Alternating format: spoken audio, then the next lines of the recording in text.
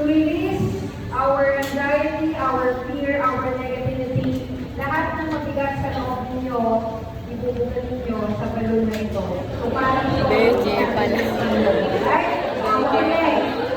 Dahil, stress nyo naman yan, anxiety naman yan, laway ko yan. Okay? Hindi nyo ba i-play sa iba. So, thinking as well, this is a practical application of mind over matter. May mga moment na parang mahihirapan kayong i-inflate yung balloon, pero mind is stronger. Think you can do it. Let's inflate the balloon. Sa pamamagitan ng inyong sariling hininga.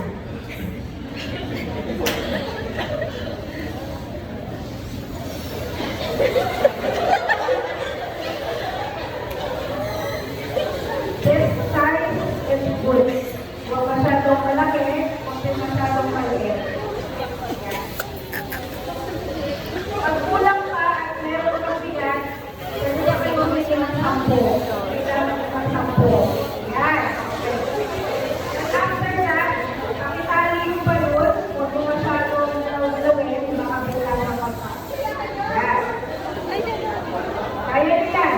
Dapat ang enerhiya ay namin sa pinakailalim ninyo, hindi sa face. Yan. At huwag mo yung pagkawalan yung sa klase ninyong katabi ninyo. Yan.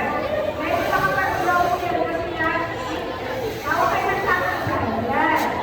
Hindi lang ako. Okay. Tingnan natin yung gawin nyo kayo. Wala na, hindi ko dali dito.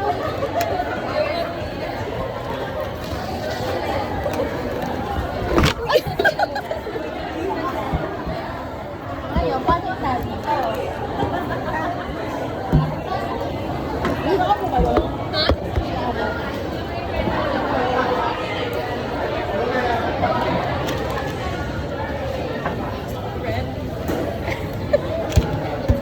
Feel ko puputo kayo. Tingin ka. Ay, gabi sa mga gabi. Uli mo sakit.